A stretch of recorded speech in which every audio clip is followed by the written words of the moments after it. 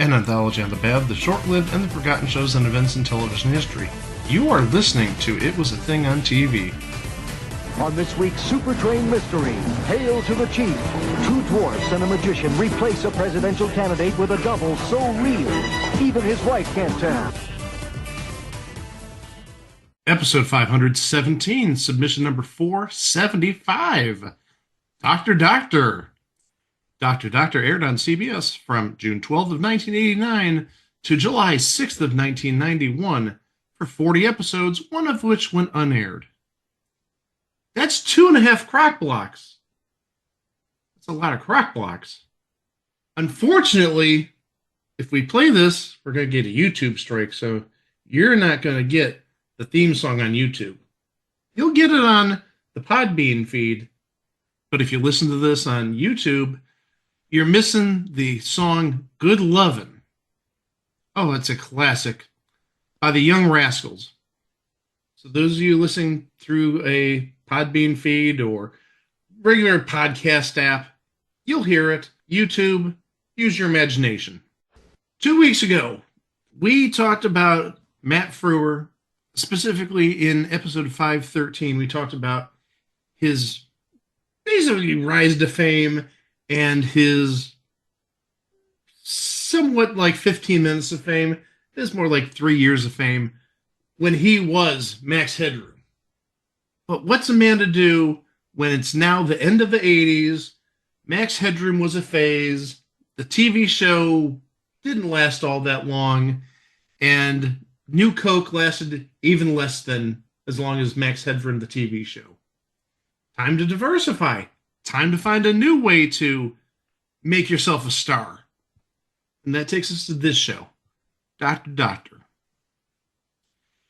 As you could probably guess, based on the title, Matt Frewer plays a doctor in this series. He plays Dr. Mike Stratford. He is a doctor in Providence, Rhode Island.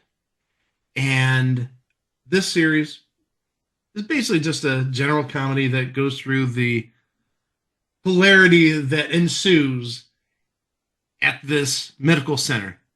The practice is called Northeast Medical Partners. Not only is Dr. Mike Stratford a doctor, he's also a novelist and a TV medical expert. But also going to give this show, a comedy, some serious credit because they did have plots that focused on different ailments, diseases, afflictions, including AIDS, breast cancer, and homophobia, which really, in 1989, two of those three would have been very touchy topics. Talking AIDS and definitely talking about homophobia. So maybe groundbreaking in some capacity. One of the best things to remove the stigma off of something like that is to put a humorous spin on it. Absolutely. Definitely lessens the tension in the room and makes it maybe a more palatable subject. So who's at the medical center besides Matt Frewer? We have Dr. A. Butterfield. And if this guy is not in the Hall of Fame, I really think he's going to be in the next year or two. Julius Carey. We talked about him previously on Briscoe County Jr., and he has done so many shows over the years. Two Guys, a Girl, and a Pizza Place? Well, the one that comes to mind that we talked about in the past was Misfits of Science. But he's also done E/R, not ER, the comedy E/R. Maybe he's got a thing with medical comedies. E/R and now Dr. Doctor. Just tossing that out there. But again, he is probably really close to Hall of Fame status in these parts. Portraying Dr. Grant Linowitz is Beau Gravit. It's not good when you're known for on IMDb contains the show we're talking about, and that happens to be the case here. Known for Dr. Doctor, a few other things, but nothing really major. Besides this series, the longest run he had on any one TV show was he was Dr. Andy Pagano on 10 episodes of Trapper John MD in 1985/86, which I believe was last year of Trapper John. So not necessarily a known entity, if you will. Another doctor is Dr. Deidre Bennett. And she's played by Maureen Mueller. She's sort of in the same sort of capacity as Beau Gravit in terms of not really known for much of anything else. She was on 19 episodes of One Life to Live between 2008 and 2010. But again, that's the longest she was on any series besides this. And then one last person to talk about, Richard Stratford, who, based on his age, I'm going to assume is the brother of Dr. Mike Stratford. And an English professor. And he's played by Tony Carrero. Again, his IMDb known for has Dr. Doctor on it. I'm not trying to say that outside of Julius Carey and Matt Frewer, they don't have good actors, but yeah, you've got a lot of people on here who are essentially one and done. I mean, they have long careers in the business, but again, there isn't a second role after this that they can say, hey, I was on 100% of the episodes of this series. No, they did bits and pieces for the next seemingly 30, 35 years. So those are the 5 people who are on every episode. And we got 40 episodes, so we're going to just dive into this. This could take a little bit of time, but hopefully not. We'll start with episode 1, which is titled The Search for Armand Peltzer. Amid the pressures of growing friction with his partners, an overcrowded waiting room, a TV promo for his new novel, and an unhappy girlfriend, Dr. Mike tries to locate a runaway patient. I'm going to assume this person might be Dr. Stratford's mother, a known name playing Connie Stratford. Inga Swenson, who we would best know from Soap and later Benson. Playing the titular role of Armand Peltzer in this episode is Arthur Millette, and we talked about him on Easy Street. That'll take us to episode 2, and episode 2 is titled The Palumbo Affair. Mike makes a house call to Mrs. Palumbo. His parents come over for dinner. That's it. That's the synopsis I got. So he makes a house call and he goes to dinner. But we do have a name in this episode playing Art. Don't know what his role in this episode is, but he's played by Art LaFleur. And we've talked about Art LaFleur in the past. Don't know exactly where. We talked about him in The Sandlot, where he played the Babe, and he was Chick Gandil in Field of Dreams. One of the places we may have talked about him in the past is he was on an episode of Drexel's Class.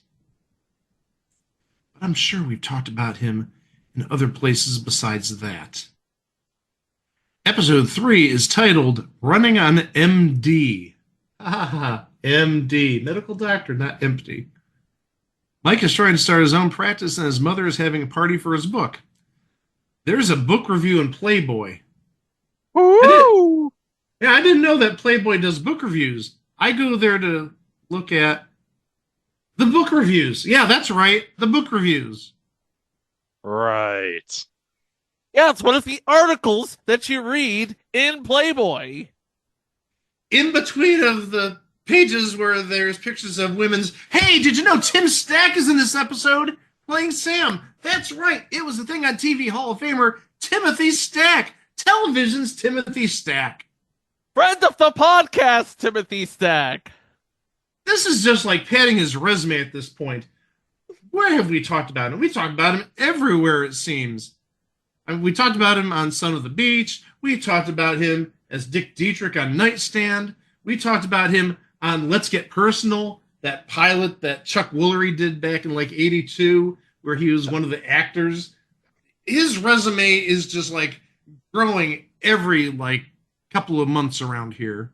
Time out. We never covered Son of the Beach on the podcast. No, but that's where we know him from. We're never going to cover Son of the Beach on the podcast. Oh, no.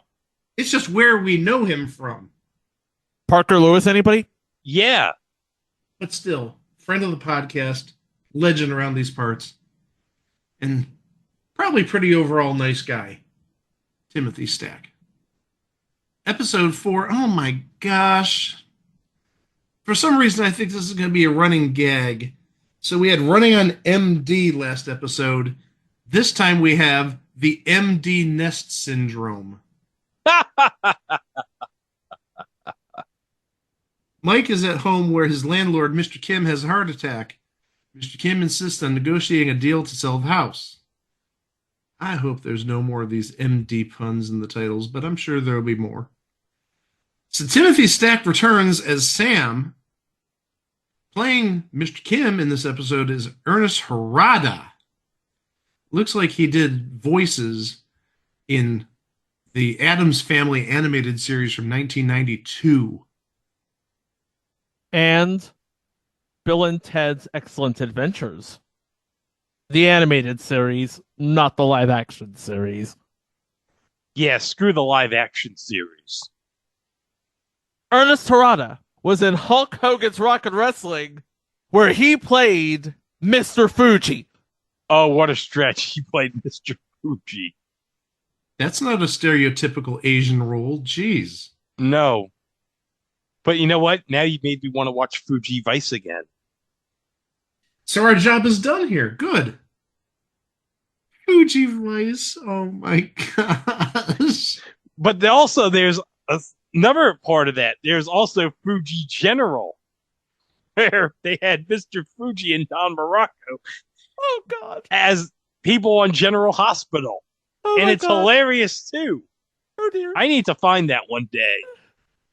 Now you see, there should have been a crossover between Fuji General and Dr. Doctor. I think that would be beautiful. Don Morocco eating donuts at the break room.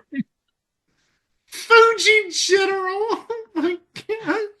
Imagine Mr. Fuji coming in to announce the results of the test. Give it to me straight, Doc. What are the results? Ha! Big surprise. I wonder if Mr. Fuji's nurse would be Yokozuna. All right, moving on quickly. Fuji General. Oh my gosh. Episode 5 is titled The Murtaugh Conundrum. Deidre asks Mike to make a house call on a very uncooperative patient who turns out to be her estranged father. Meanwhile, Grant prepares for a guest spot on Mike's morning show segment. Nobody noteworthy in this episode, so we're going to just move on to the final episode of season 1, this little half season in summer of 1989, titled Patience, Patients, Are a Virtue. Mike fires the incompetent nurse. Unbeknownst to him, Grant hires Mike's visiting mother as the new nurse.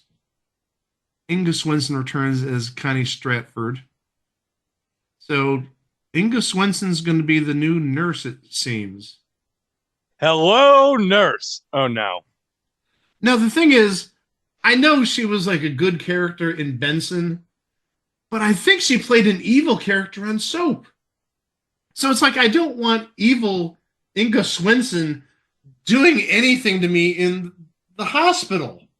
So no, not hello, nurse. Get the hell out, nurse. Get me somebody who's not going to kill me. Was she playing two different characters between Soap and Benson?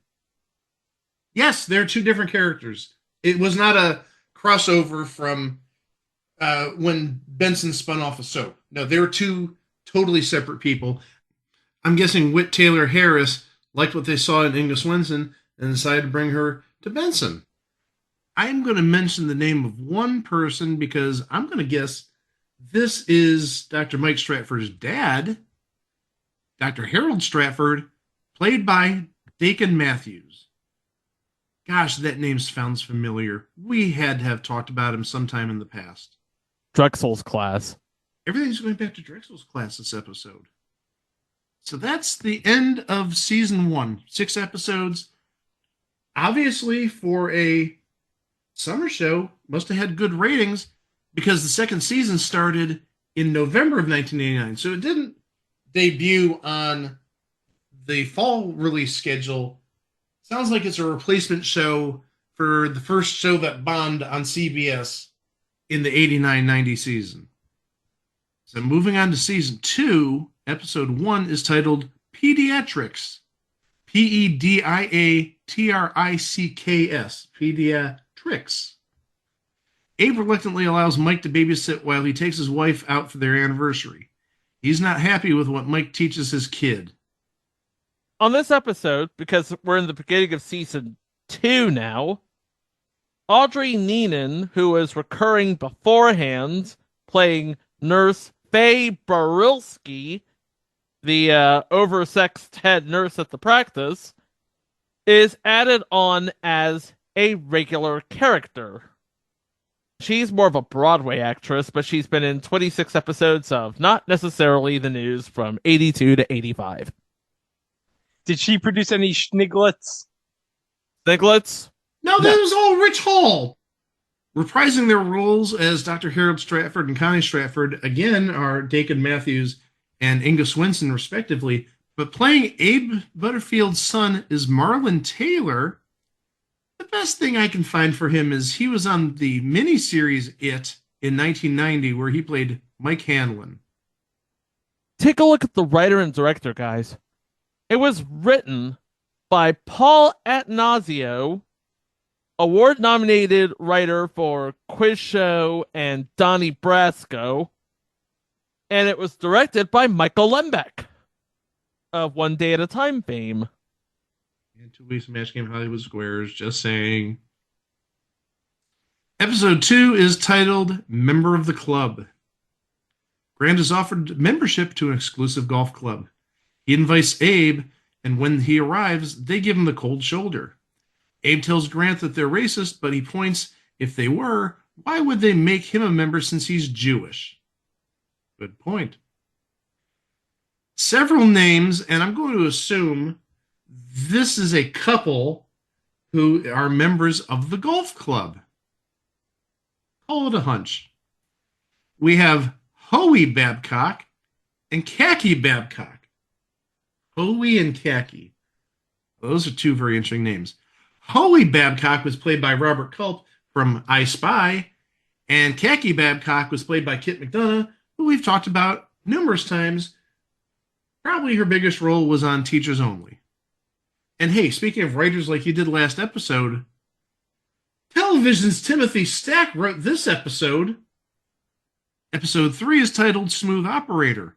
Mike and Grant disagree about medical treatment. No significant guests on that episode, so we're going to go to episode 4, titled Bachelor Doctor. Mike is named an eligible bachelor, and every pretty single woman is coming on to him. And it causes problems for him with his girlfriend. Timothy Stack appears in this episode again. He's just like multi-talented. He's everywhere in this series. But playing Leslie North is Marcia Cross. Bree Vandekamp from Desperate Housewives. That sassy little fireball. Ooh. Oh, yeah, that's right. Say it again, Greg. Ooh. Oh, yeah, we like our Marcia Cross from Desperate Housewives. And she faked her death in a sassy little fireball on Melrose Place. I think it's just me and Greg have a thing about redheads, but that's just me. Oh, wait, yeah, I do remember. Remember when she had that freaky-ass score on Melrose Place on her head? Remember that? Yep. That gave me nightmares. Good thing I've never seen Melrose Place, so I don't know what you're talking about. I'll just keep thinking about that sassy little fireball on Desperate Housewives. Thank you very much. Episode 5 of Season 2 is titled Don't Mess with Elephants. I'm just getting ideas about what elephants are doing. My imagination's running on overdrive. I think it's fair to say that somebody better have a very big shovel to clean up what's happening. Oh, Mike gets it. What? Elephants and they a lot. Oh, Mike gets it. What? why did you have to say What's that? your problem now? Well, what's an elephant going to do? Tap dance? What do you think an elephant's going to do? Now, I would love to see an elephant tap dance. I bet it would be so talented. Hold on. We already know from last week that elephants can roller skate. Yeah, Hey. Mike. Yeah, if elephants can roller skate, they can tap dance. Why not?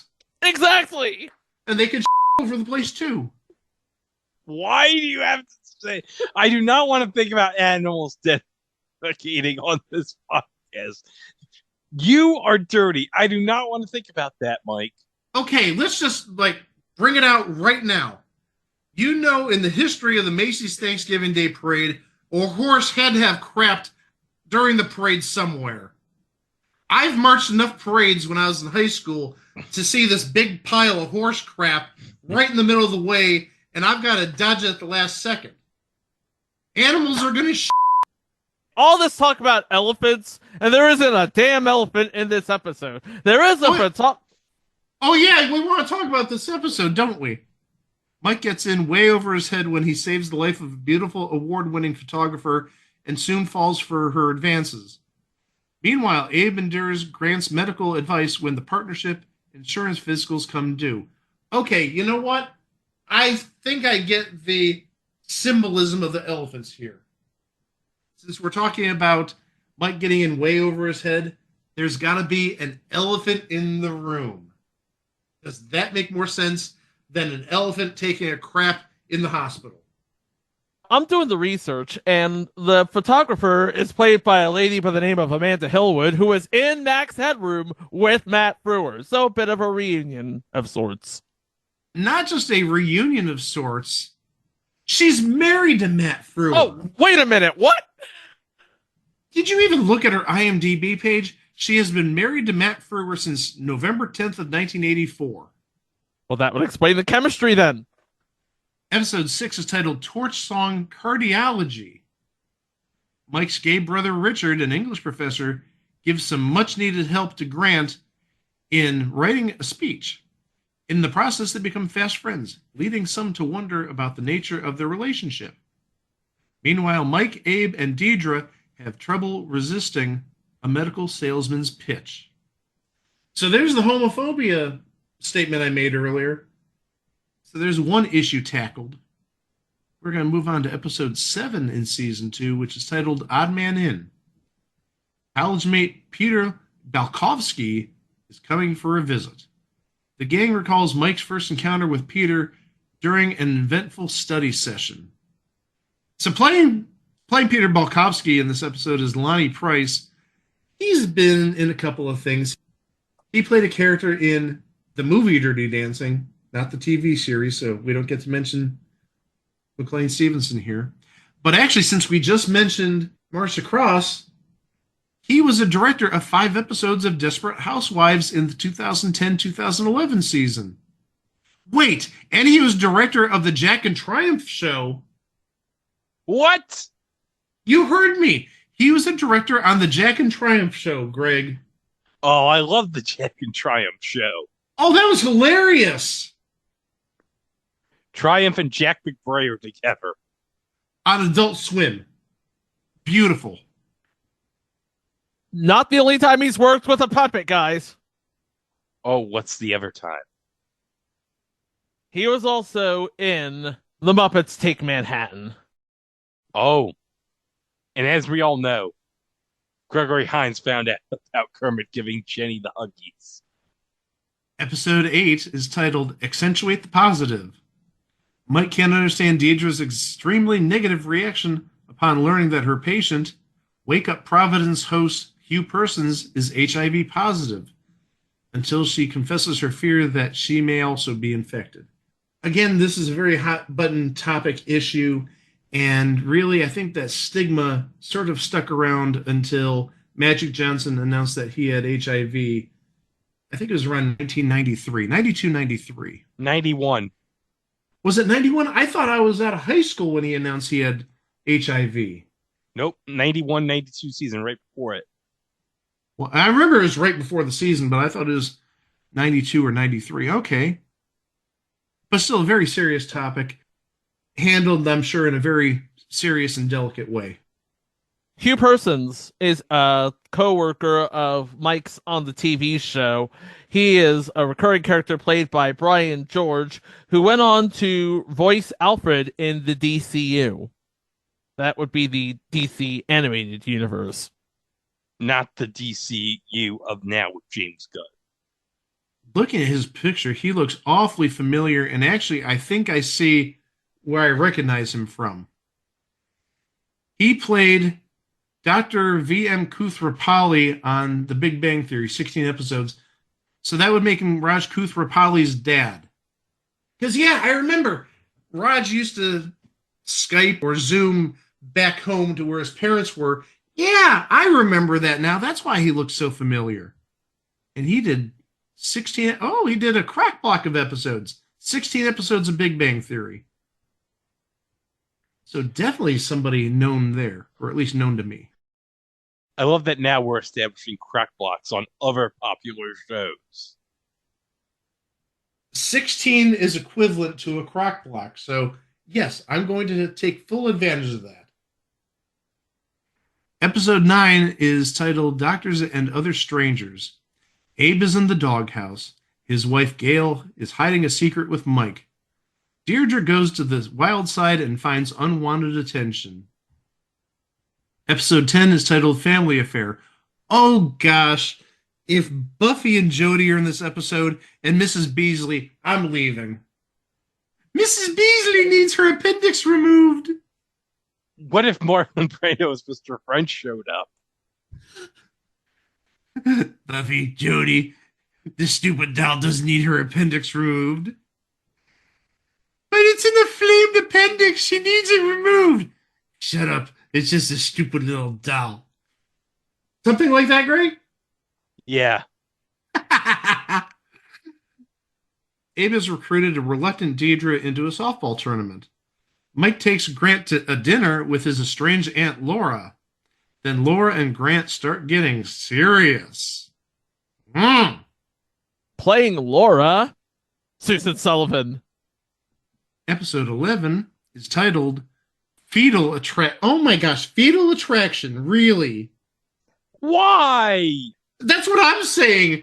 That's why my head is like down and I'm covering my head, because Fetal Attraction. I know that was big at the time, but really? Mike is helping his pregnant patient Alicia to find adoptive parents for her baby.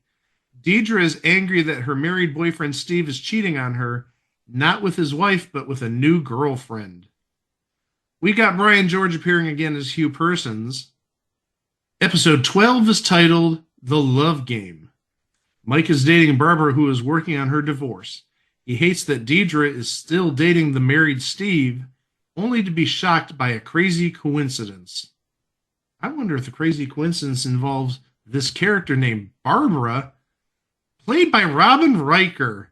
We talked about her previously on the Gregory Hines Show, but also Get a Life.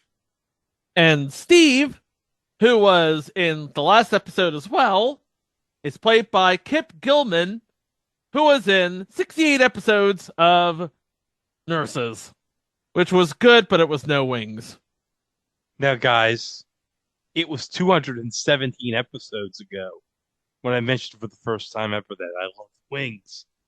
And guys, I can't believe it went 300 episodes before I said it for the first time on this podcast.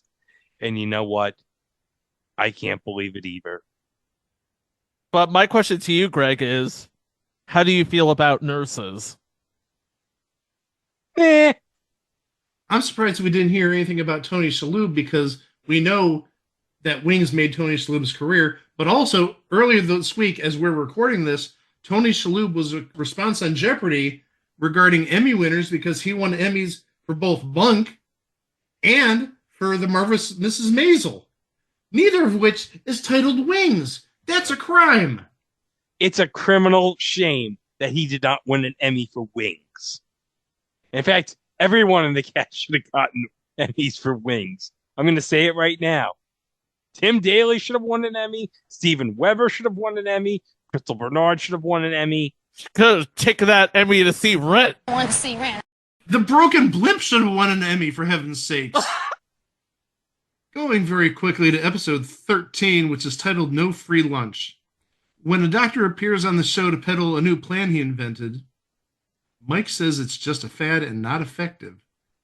But the producer who uses it decides to side with the doctor and ousts Mike. Hey, this does sound like a Dr. Oz type of thing here. Peddling some sort of fraud, and yeah, that's very Dr. Oz-like. We got Timothy Stack again. He's playing Sam again. He is just, again, popping up all over the place. But we got a couple of names. First, playing George in this episode is Stephen First. Hey, speaking of hospitals, he was on St. Elsewhere.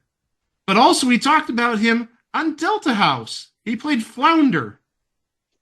And let's not forget, he makes 1/4 of the Dream Team. Am I right, Chico? You are correct, sir. But playing the maybe fraudulent doctor, the Dr. Oz type of person in this episode, Dr. Stan. So you can't trust him because he doesn't have a last name. He's Dr. Stan. What is he? Is he like the Oprah of doctors? He's Dr. Oprah? No. Give us a last name. I can't trust you without a last name. But playing Dr. Stan is Dennis Haskins. We're talking Mr. Belding. I'm sorry, I'm not getting medical advice from Mr. Belding. And when he gives you the diagnosis, you know he's going to give you the Belding laugh.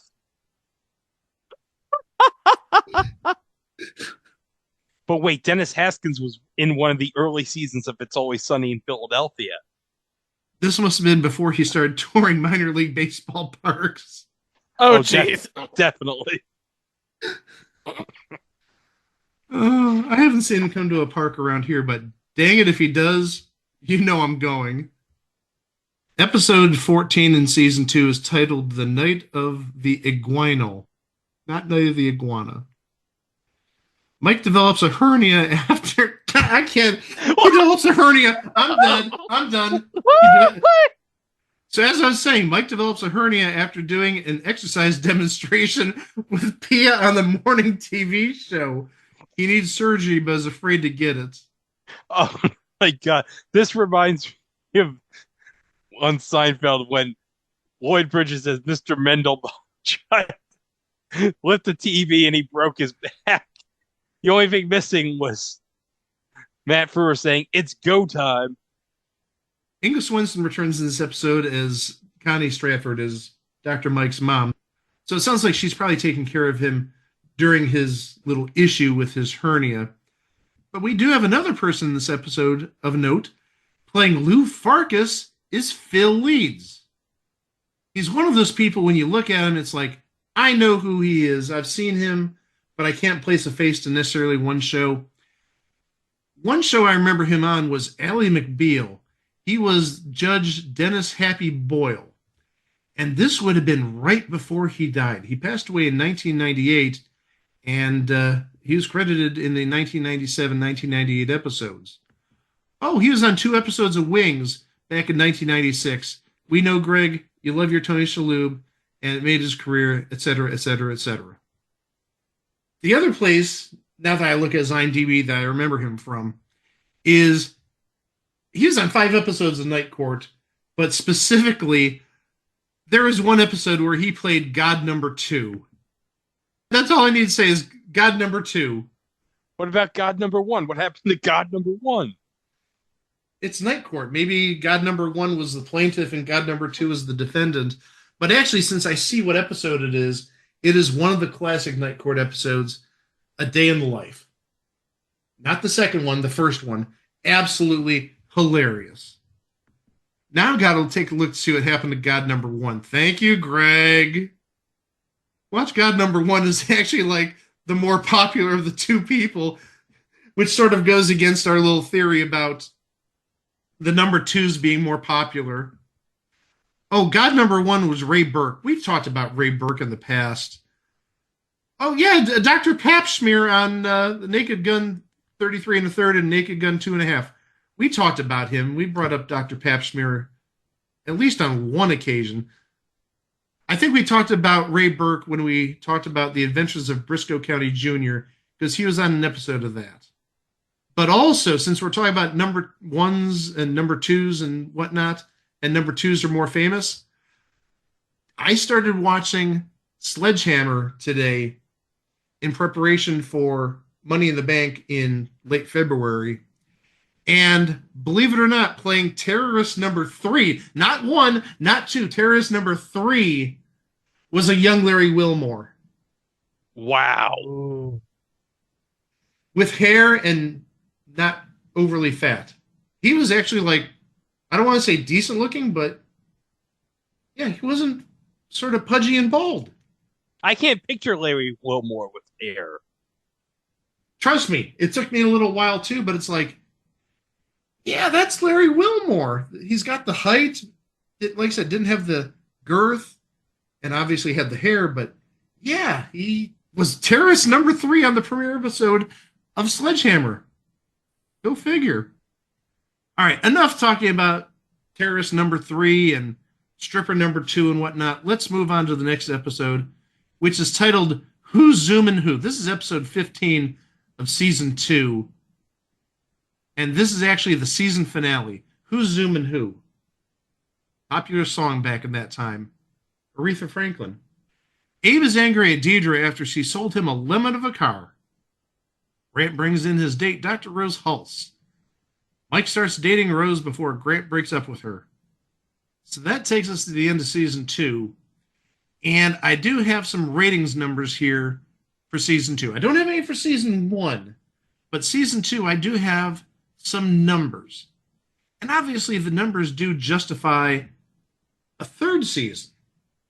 We'll start off with, oddly enough, 35 years ago today, these ratings were released. So this is November 29th of 1989. We're talking late November of 1989. There were 73 shows that aired that week. Dr. Doctor came in at a probably disappointing tie for 51st with China Beach and Baywatch. So numbers gotta improve unless the network sees something. 2 weeks later, so we're talking the first full week of December, there were 89 shows, and Dr. Doctor finished just above the halfway point, 44th, tied with My Two Dads. So maybe getting over that halfway mark may have given it a little justification for a third season. If I look at the end of December of 1989, out of 50 shows, boy, this looked really good before I found out there were 50 shows. It came in tied for 34th with Amen. I was thinking there would be like 70 shows, 80 shows. No, 50 shows that week. That's not as good as I originally thought. Maybe in January of 1990, it's a little bit better. Out of 59 shows that week, Dr. Doctor finished 31st. So again, a little bit below the 50th percentile, a little bit below the median, the middle. But still maybe good enough to justify that third season. And really just glancing over some other weeks, I see it lingering in the 40s and the 50s, 56, 56, 58. So yeah, these numbers are not exactly the best of numbers, but obviously CBS saw something in keeping it around. So we got a third season, and this is a full season, and we're going to start talking about it right now. Episode 1 of season 3 is titled Changes. Never mind. Grant wants changes to the clinic to increase billing, and Mike gets outvoted. Mike institutes an outrageous outfit, but it backfires. Please, Mike was Max Headroom just a couple of years ago. What's an outrageous outfit to this guy? We do have a name in this episode playing Ella Wilkes from Good Times, Jeanette Dubois. Episode 2 is titled Murder, He Wrote. A mouse is loose in the clinic. Mike goes on a house call to treat murder mystery writer Olivia Judd. He tells her about an undetectable poison, and soon her husband is dead. Uh-oh. Uh-oh. Uh-oh. Uh-oh, SpaghettiOs. Playing that author, Olivia Judd, is Maxine Stewart. We may have talked about her in the past because she was on 4 episodes of Hail to the Chief. Episode 3 of Season 3 is titled, Who's Afraid of Leona Linowitz? Grant's psychiatric sister, Dr. Leona Linowitz, moves into the office upstairs. The single mom is escaping a bad marriage in Chicago. Mike takes her out on a date, and it goes badly. Dr. Mike, he goes on a lot of dates. I've noticed that throughout the duration of this series. And actually, I see who played Dr. Leona Linowitz. The thing is, I saw the name, and it's not the person I'm thinking of, which is a darn shame because that would be awfully hilarious if the person I'm thinking of played this character. She's played by an actress named Anne Ramsey, who played Lisa Stemple on 133 episodes of Mad About You. But maybe it's just me, guys. When I saw the name Anne Ramsey, you know what came to mind? The old lady from Throw Mama from the Train. You candy poop. Oh, hold on. Speaking of that movie, do you want me to share what I bought with the audience related to one of the actors from that movie? Oh, I was hoping you were going to say you bought something from Throw Mama from the Train, but share it.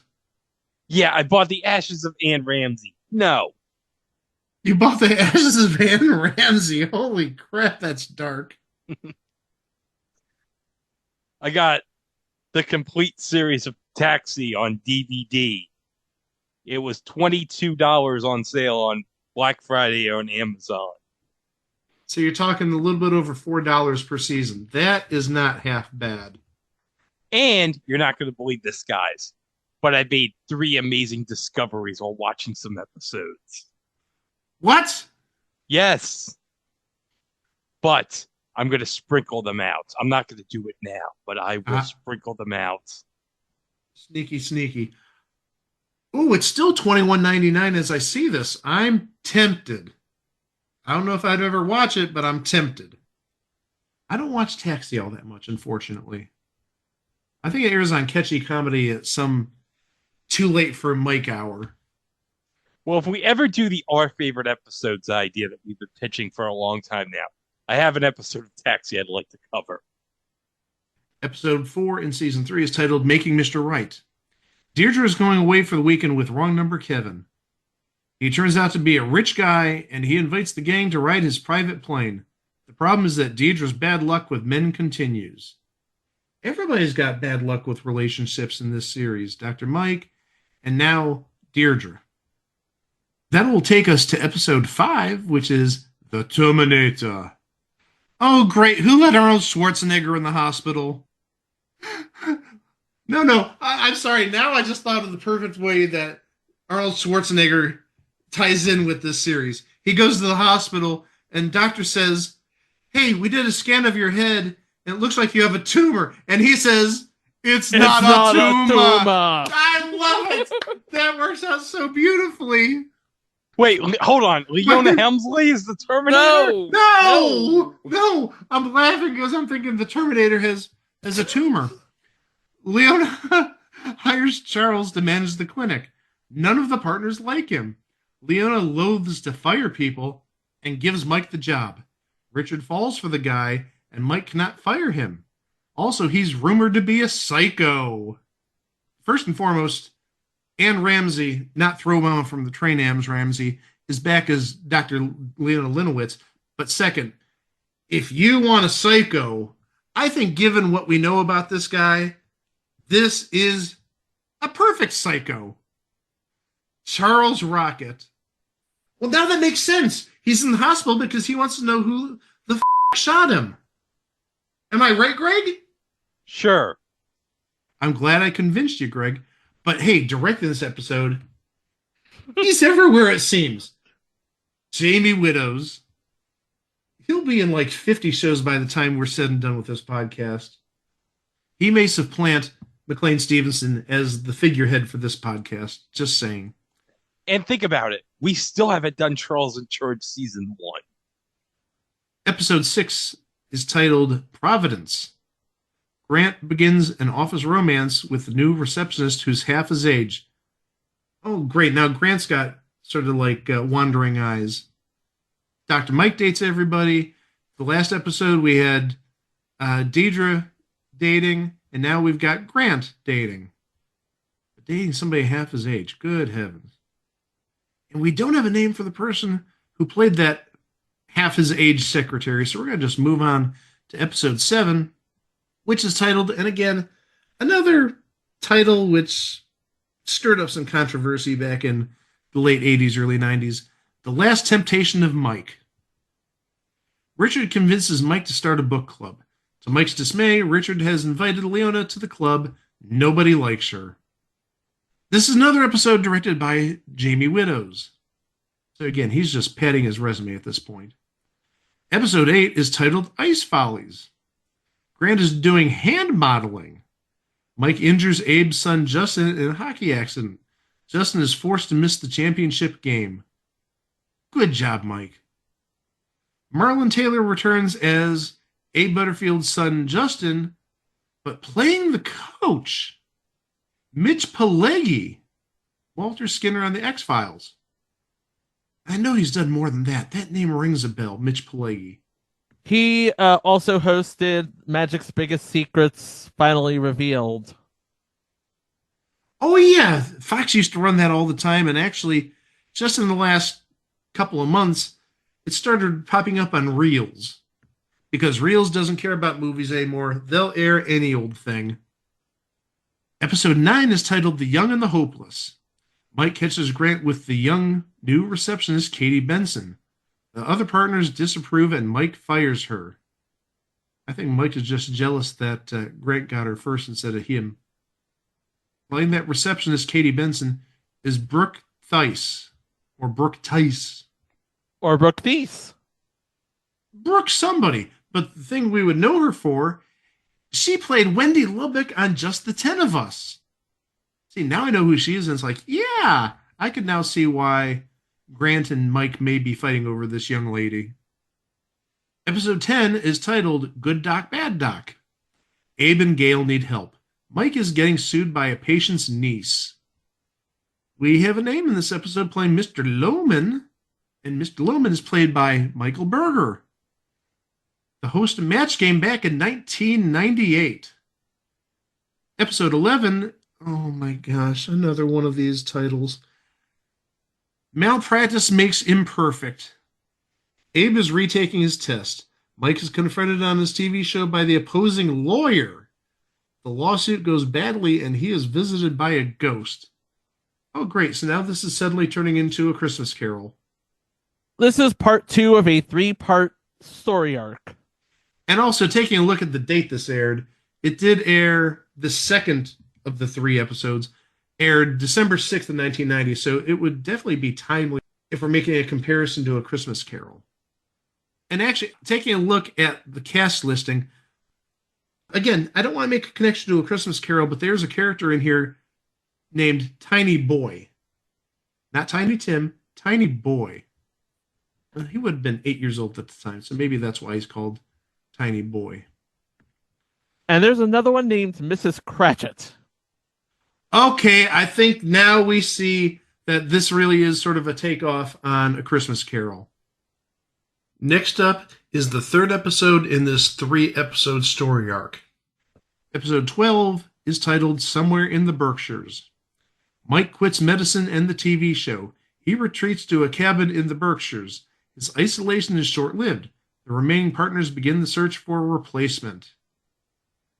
Oh my gosh, here's a name we have not talked about in a long time, playing Casey in the episode, Beans Morocco. It's been a long time since we talked about the Bean Man. That's what his friends call him, the Bean Man. Oh my gosh. Can't believe Beans Morocco is in this episode. Episode 13 is titled When Bad Books Happen to Good People. Mike has written a new book. Abe, Grant, and Deidre are all angry about each of their fictional characters. They sue him to stop the publication. Boy, his luck is really going downhill. He gets sued for malpractice or whatever he did to that one person, and now he's being sued to stop the publication of this book. Michael Berger returns as Mr. Lohman, and Brian George is back as Hugh Persons. Audrey Neenan is back as Nurse Faye Berieski. So, a lot of returning names in this episode. Episode 14 is titled Sleeping Sickness. Richard is having trouble sleeping. He has become hooked on sleeping pills as he gets his fix from each one of the partners. We got a name in this episode. I just want to talk about this name because you'll find out why. Playing Miss Woundsocket, I'm guessing just by that name, Miss Woundsocket, she's probably some sort of pageant winner, because Woundsocket is a place in Rhode Island. Miss Woundsocket in this episode is played by Rhonda Shear. I don't know about you guys, but I remember many times in the 90s being up all night with her. USA Network's up all night.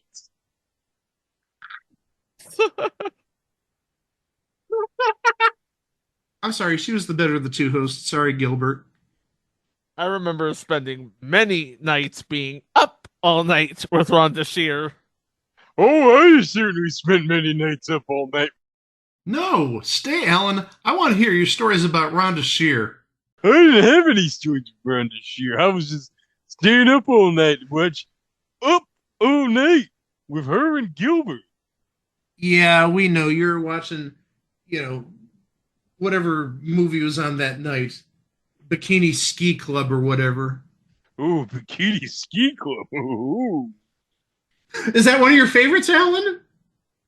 You damn right it's one of my favorites. Oh my god.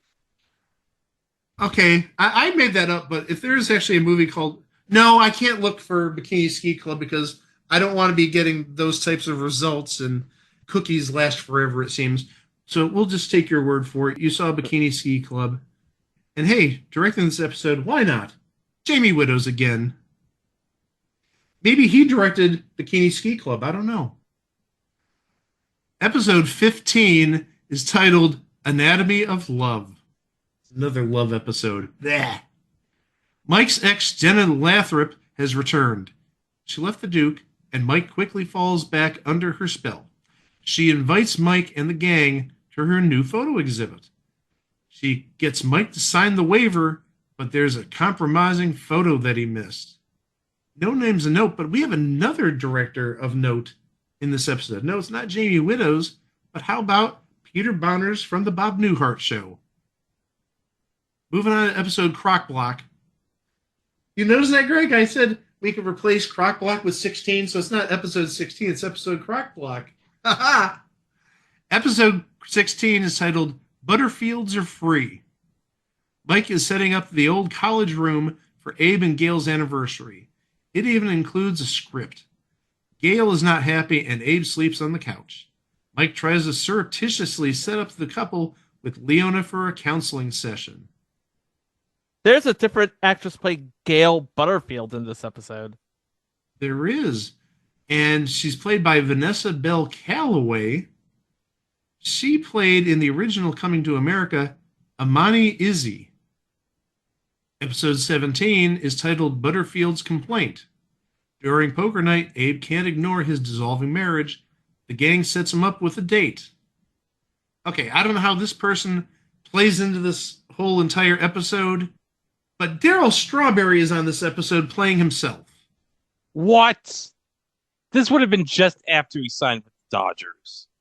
Yeah, because he signed in 91, and this episode aired June 22nd of 91. So maybe he's trying to branch out into acting now that he's in LA? I don't know. I am genuinely curious to know what he did in this episode. Too bad we probably will never find out. Wouldn't it be great if Daryl Strawberry was playing poker during this poker night? Hey, let me invite my friend Daryl Strawberry to play some poker. I think it would be great.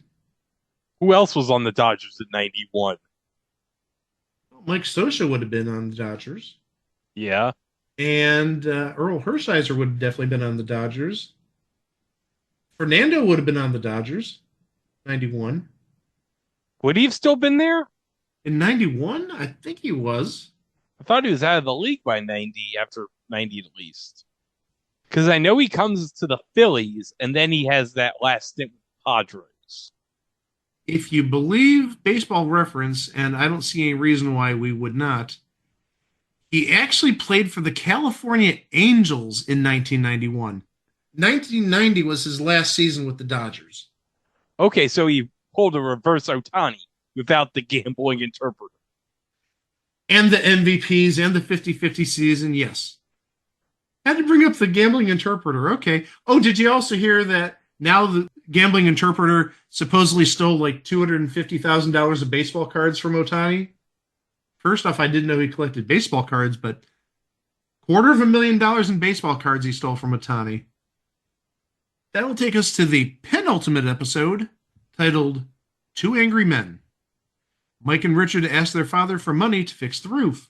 Richard suspects that their father is cheating on their mother with Roxanne Abrams after overhearing half a conversation. Faye has dumped her boyfriend. Playing Roxanne Abrams in this episode is Beth Broderick. She played Zelda on Sabrina the Teenage Witch. So the one that wasn't Caroline Ray. Correct. That's going to take us to the final episode, which is titled Long Day's Journey into Deidre. After losing a patient, an angry and depressed Deidre isolates herself in her apartment. Mike tries to help. So that's 40 episodes, and that is the series. If we take a look at the third season ratings, obviously it didn't justify a fourth season. Taking a look at the last week of August / the beginning of September of 1990, there were 45 shows that week. Low number, 45 shows. It finished at 27th.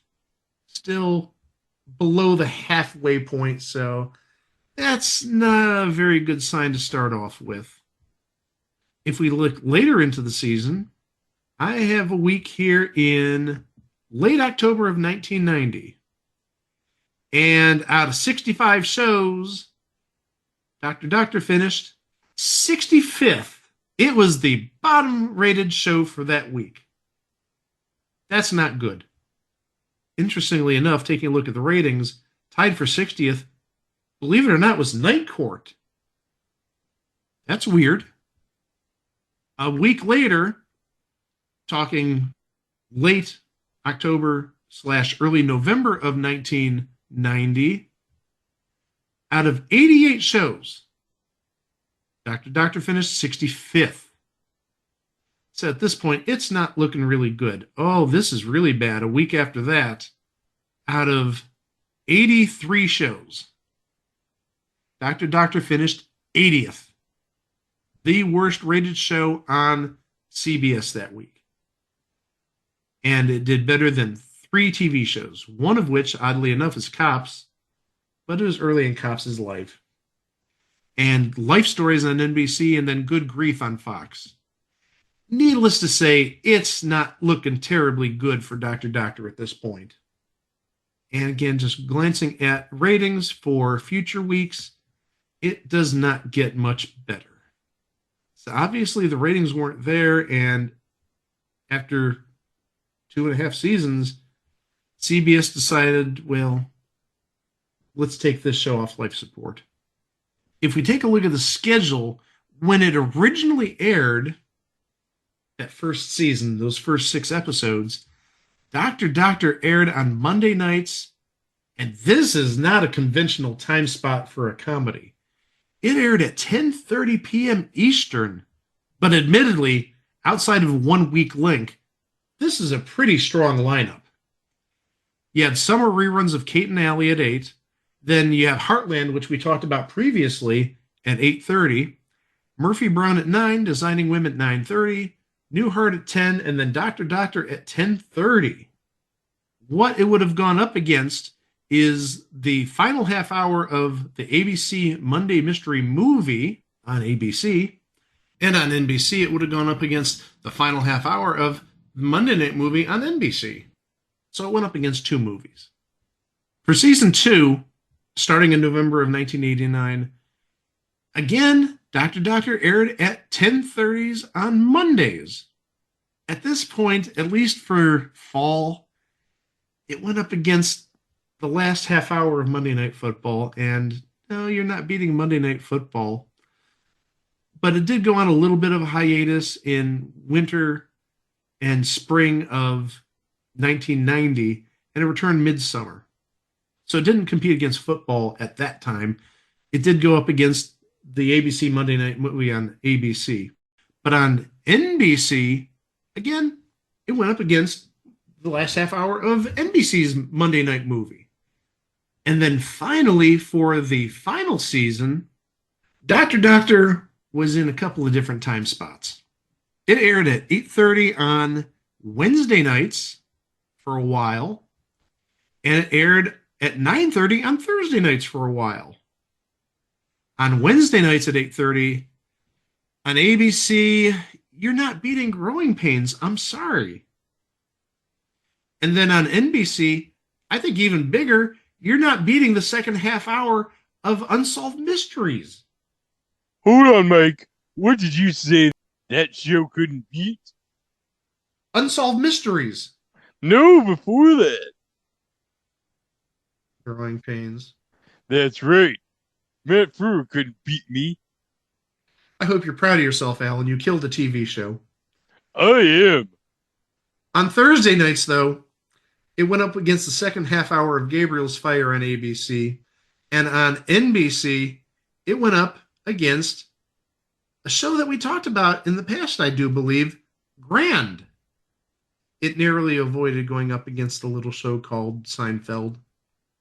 But also on Fox, again, maybe this might have caused some issues because this would have been big in 1990.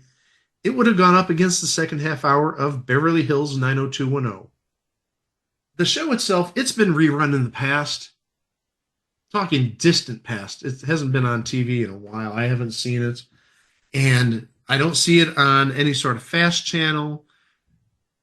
The DVDs, as far as I know, well, there are none. So you might have trouble seeing this, so you can judge for yourself as to how good or bad this show is. So what can we say? Dr. Doctor was no Max Headroom in terms of popularity. Actually, maybe it was a little more popular because the TV show lasted longer than Max Headroom. Maybe it didn't have the same lifespan of popularity as Max Headroom in terms of the other TV shows and the commercials, and even Larry Bud Melman with his Larry Headroom or whatever it was called, Bud Headroom, whatever. In the end, Dr. Doctor, it's something that we remember from our respective childhoods, and in the grand scheme of things, it just became a thing on TV. You can find us at our website, itwasathingontv.com, on Facebook at It Was a Thing on TV Podcast, and elsewhere at It Was a Thing on TV. You can find us on any podcast player, and we're also on YouTube, where you can subscribe to our channel to keep up to date with our releases, including what's coming up next time. It was a hit song that became a hit movie, and it was a hit movie that became... well, it lasted 2 seasons on TV. We tell you the story about a widowed wife in an Ohio valley dealing with a parent-teacher association in which Fannie Flagg is involved somehow. Next time, right here on It Was a Thing on TV. For Greg, for Mike, I'm Chico. Thank you ever so much for listening. Please be kind to each other, and we will see you for the next one. Hey, Greg, how about I do the roar for once? Sure, Alan. How about you go ahead? Okay. All right, here we go. Roar! Weak roar. That was the most Canadian roar I've ever heard. That wasn't a jaguar. I think that was Benoodles trying to do an impersonation of a jaguar. You're right, Mike. That certainly sucked. Well, Johnny, how about you do a roar then? Okay, I'm gonna do it. Roar! That's a roar. That's the roar of somebody who would have a robot who ran a marathon dressed as Boy George. Dr. Doctor, making house calls Monday. Uh-huh.